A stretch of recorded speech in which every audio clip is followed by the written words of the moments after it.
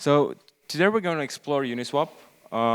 We're going to talk about all the versions, V1 through V4. I'm going to talk a little bit about the innovations that each of the versions added, as well as potential security considerations or vulnerabilities that each of the versions had.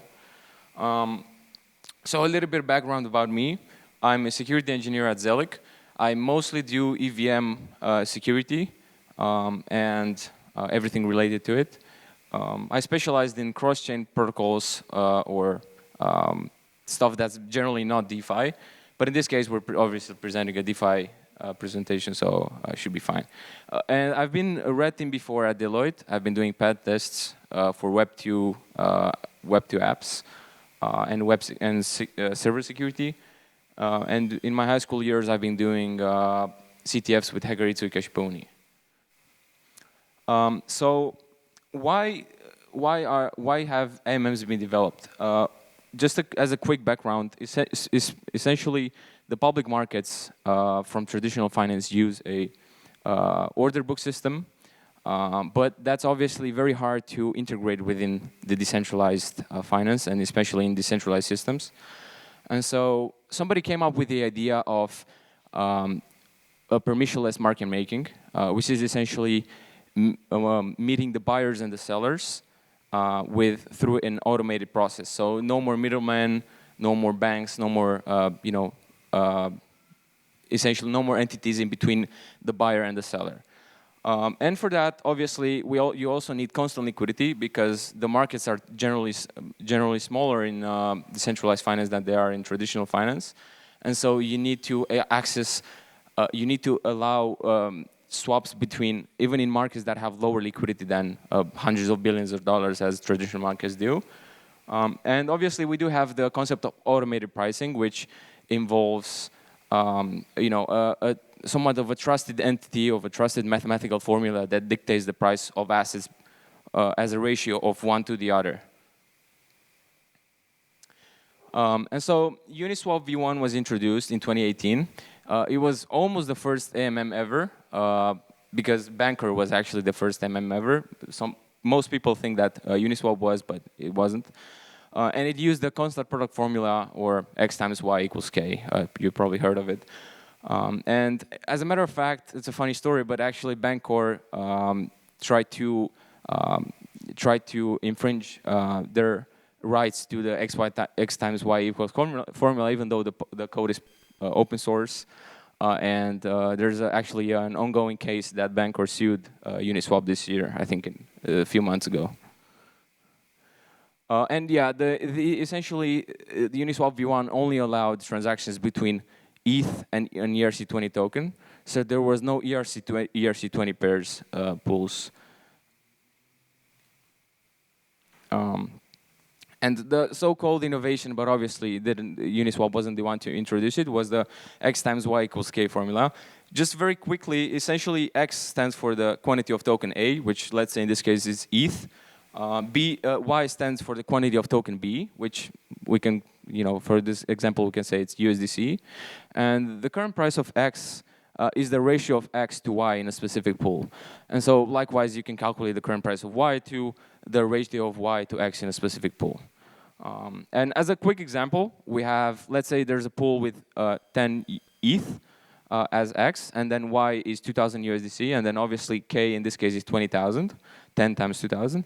And then if we want to swap one ETH to some value of USDC, we can do that by adding one ETH to the pool, and then X prime becomes 11 ETH. And then we need to recalculate how much the user is owed. So we do K divided by 11s to maintain the ratio, and that results in 1,818 as the new Y, right? And since we upgraded the Y, we need to calculate how much USDC needs to be removed from the pool, which basically implies how much USDC the user needs to receive for providing one ETH.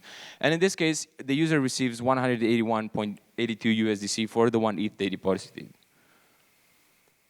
And so, as far as we know, there's only one vulnerability that affected Uniswap V1. And as a matter of fact, this one was actually reported by consensus in 2019. But apparently not everyone respects, not everyone reads audit reports.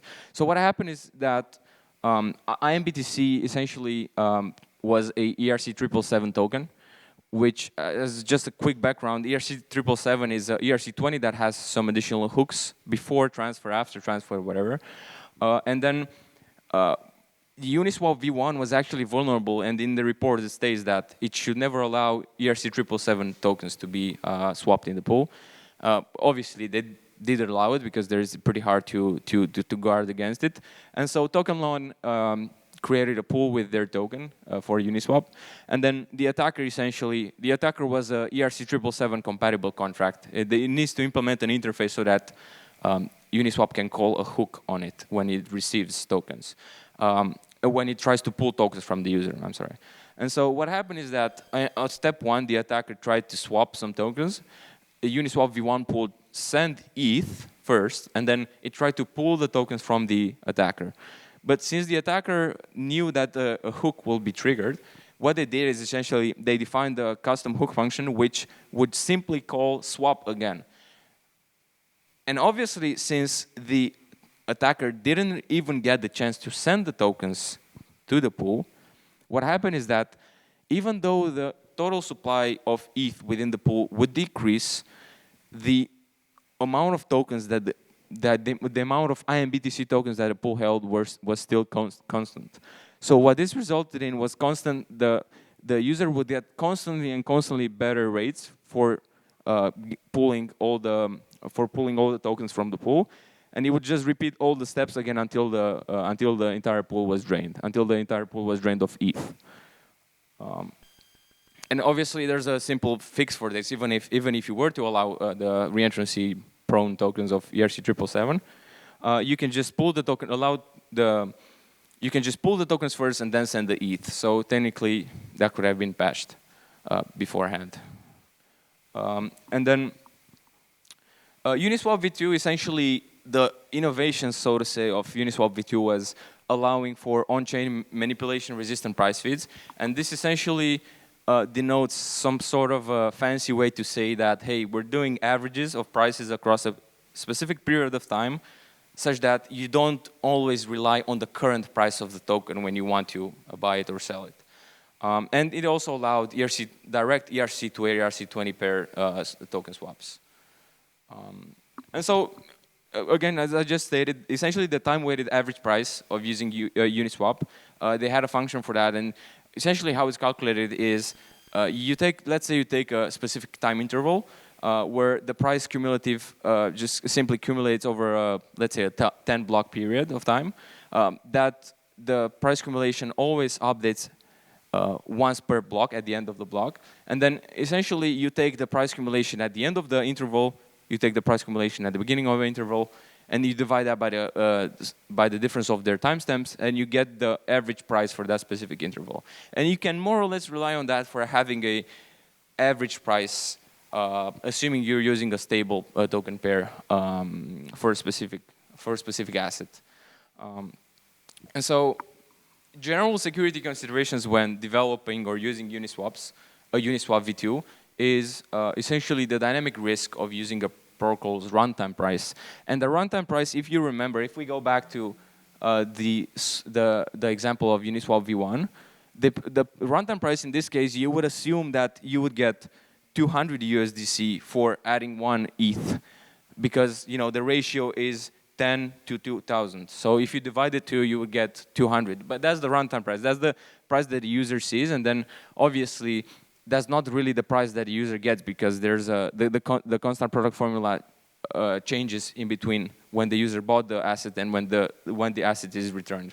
And so there's this dynamic risk of, okay, how much assets do I actually receive? And especially if you're using a large amount of tokens, you don't want to get like blown out of the way with like 10% difference of what the tokens that you were actually expecting to get. And obviously, you need to use the Uniswap's V2 swap, because otherwise you can get sandwiched.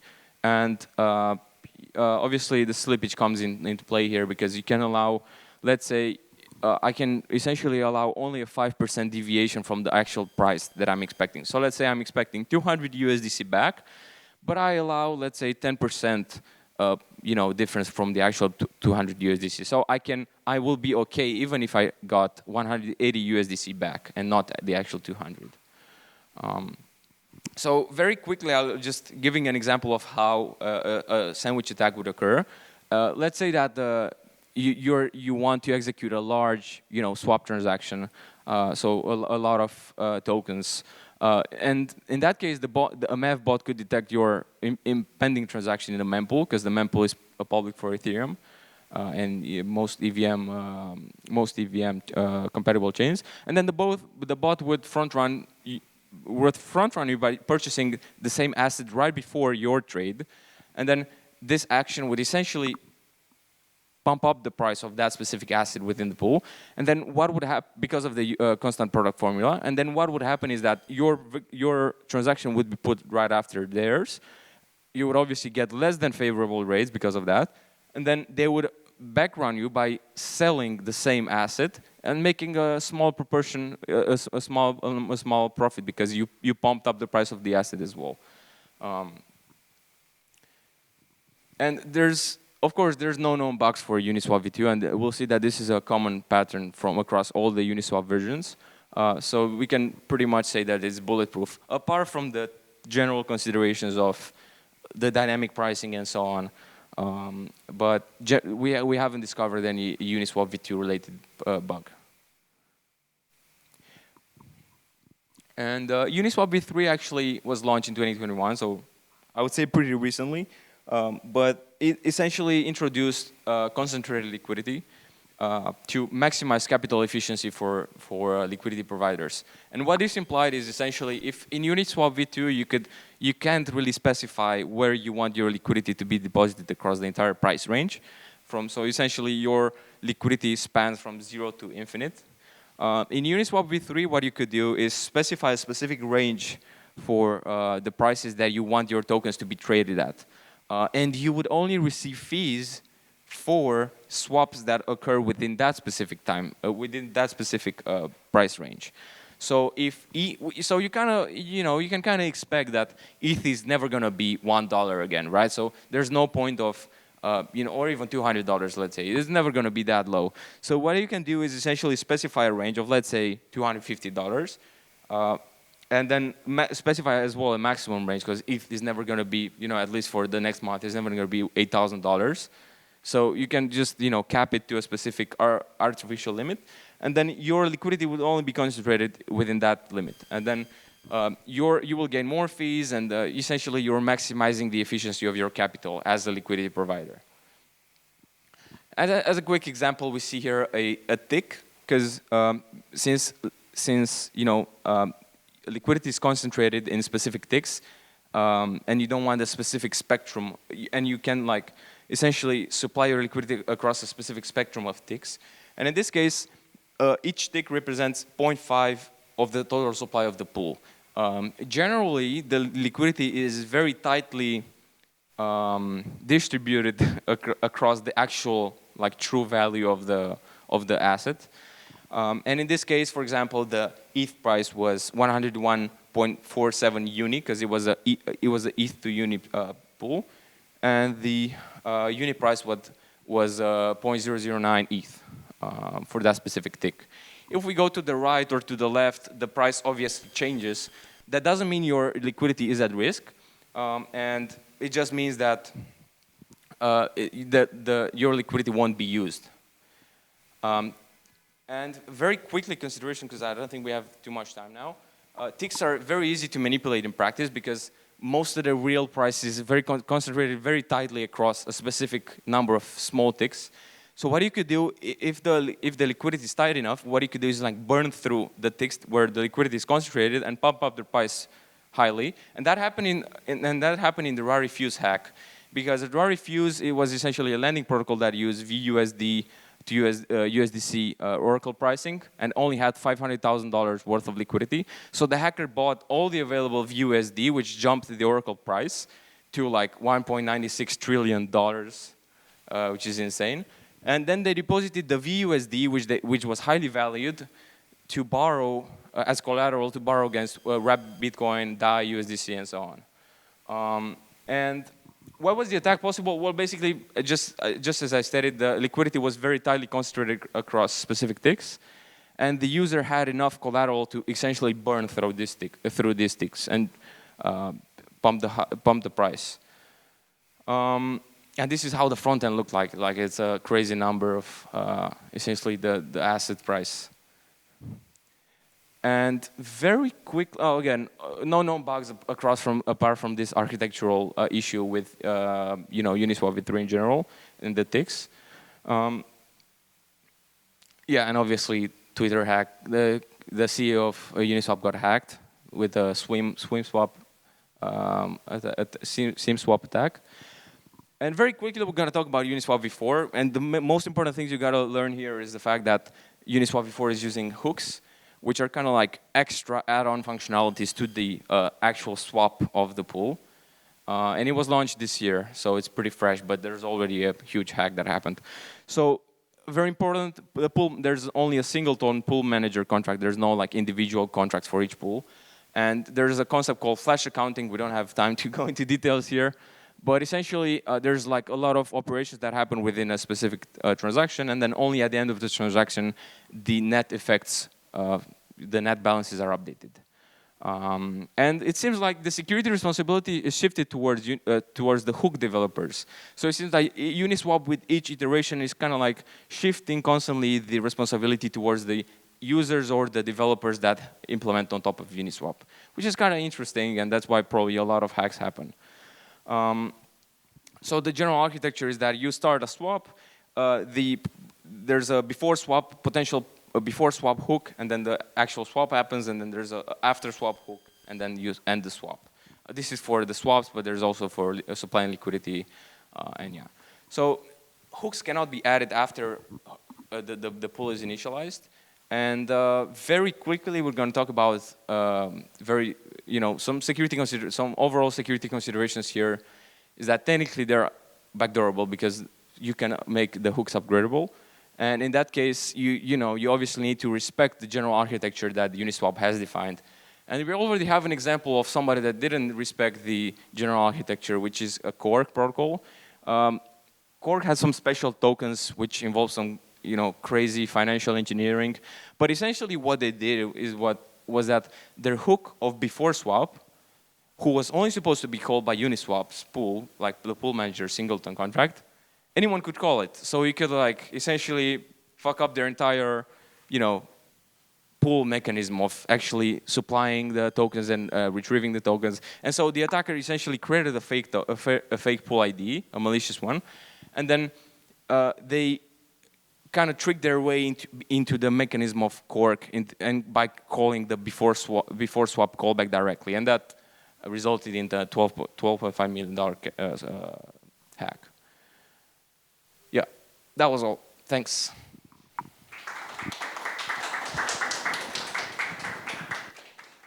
Amazing, Vlad. You went through it, and I must admit, I hate a goddamn methbot.